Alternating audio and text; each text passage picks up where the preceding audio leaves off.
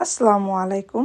আজকে রান্না করতে করতে রাত হয়ে গেছে। রান্না কি করেছি সেটাই আপনার সাথে শেয়ার করব এবং নতুন সবজি কিভাবে রান্না করেছি। আলহামদুলিল্লাহ রান্নাগুলো খুব মজা হয়েছিল। সেহরির জন্য রান্না তো যথারীতি ডিম ভুনা করে ফেলেছি। একটা প্রোটিন হয়ে গেল, বাচ্চারা যেভাবে খায়। তো চলে যাচ্ছি আমার নতুন সবজি জুকিনি, যেটা কিনা বাংলাদেশে এখন খুব পাওয়া যায়। জুকিনিটা ইয়েলো কালারও আছে, অরেঞ্জ কালার আছে, গ্রিন কালার আছে। তো আজকে বাজারে খুব সুন্দর ফ্রেশ ইয়েলো কালারটা পেয়েছি। একদম মনে হচ্ছিল যেন গাছ থেকে পেড়ে তুলে নিয়ে আসছে।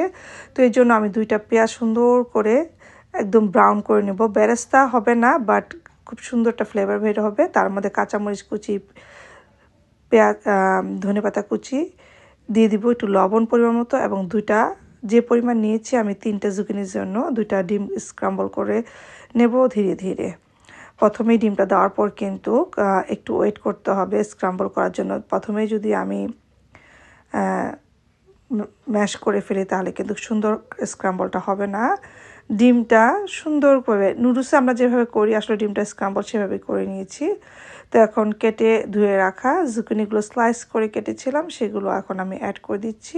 আর অল্প পরিমাণ জুকিনির জন্য শুধু আমি লবণ দেবো, যেহেতু ডিমের মধ্যে আমি অলরেডি লবণ দিয়ে দিয়েছিলাম। তো এটা রান্না করতে 5 মিনিট, মানে কি বলবো, এত ইজি রেসিপি। যখন রান্নাটা হয়ে আসবে তার মধ্যে আমি জিরা গুঁড়ো দিয়ে দিব। এই রান্নার একদম মানে এটা আমার নিজস্ব রেসিপি।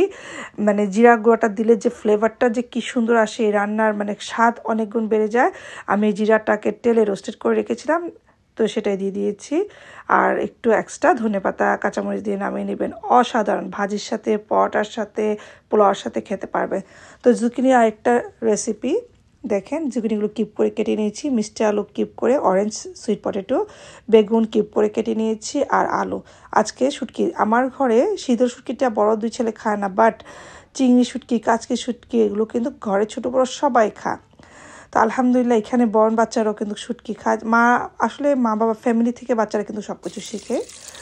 তো আমি আজকে কাচকি শুটকি এবং চিংড়ি শুটকি মিক্স করে নেব। আমার চিংড়ি শুটকি প্রায় শেষ, যে কয়েকটা ছিল দিয়ে দিলাম, আর একটু করে কাচকি শুটকি দিয়ে দিব। শুটকিটাকে হালকা তেলে আমি ধুয়ে নিয়েছি।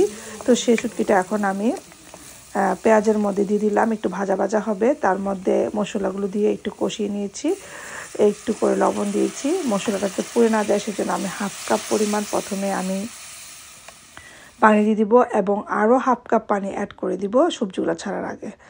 তো যখন পানিটা ফুটে উঠবে মশলাটা, তখন আমি আমার কেটে রাখা সবজিগুলো দিয়ে দিব। যেহেতু এখন রোজার মাস, এখানে একটা জুকিনি, একটা আলু, এখানে একটা সুইট পটেটো, মিষ্টি আলু, আর একটা বেগুন ইউজ করেছি। কারণ চাই না যে রান্না করার পর খাবারগুলো ফেলে দিতে, কারণ একবেলা ভাত খায়, কখনো বাচ্চারা রাতে খায়, কখনো খায় না। তো চলে যাচ্ছি আমার তৃতীয় রেসিপি, স্যালারিটা ব্লাড প্রেশার এবং হাই প্রেশারের জন্য খুবই ভালো। তো আলহামদুলিল্লাহ এটা আমার বাসায় সালাদের মধ্যেও ইউজ করি।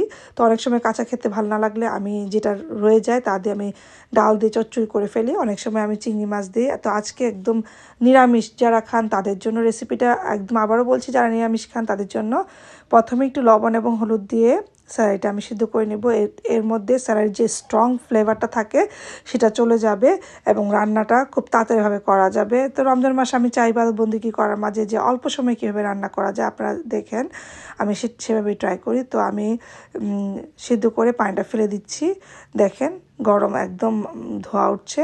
তো এখন আমি এই একটা পাতিলার মধ্যে দিয়ে দিলাম। তো আজকে হাতে মেখেই বসিয়ে দেবো। পেঁয়াজ কুচি দিয়ে দিয়েছি, কিছু মসুর ডাল ভিজিয়ে রেখেছিলাম এখানে 2 মুঠের মতো, তো এটা আমি দিয়ে দিলাম। আর এখন আমি 1 চা চামচ করে হলুদের গুঁড়ো, জিরে গুঁড়ো, মরিচের গুঁড়ো, ধনের গুঁড়ো এবং 1/2 চামচ লবণ দিয়ে দিব। যেহেতু সেদ্ধ করা হয়েছিল জুকিনিটা লবণ দিয়ে, তাই বেশি লবণ দেবো না, ডালের জন্য আর ঝোলের জন্য ওই লবণটা। তখন সবগুলো উপাদান ভালো করে মিক্স করে এখানে আমি 1.5 কাপ পরিমাণ পানি দিয়ে দিচ্ছি। আমার জুকিনি বেশি ছিল সেজন্য। তো এখন আমি চুলার মধ্যে বসিয়ে দেব। সিদ্ধ হয়ে আসলে ডালটা চচ্চড়ি হবে, চচ্চড়ির মতো ডালটা সিদ্ধ হয়ে আসলেই, যেহেতু স্যালাইটা আমার অলরেডি সেদ্ধ করাই, দেখেন হয়ে গেছে 5 মিনিটের রান্না। তো পেঁয়াজ কুচি, রসুন কুচি আর ভাজা মরিচ দিয়ে বাগার দেব। ধন্যবাদ।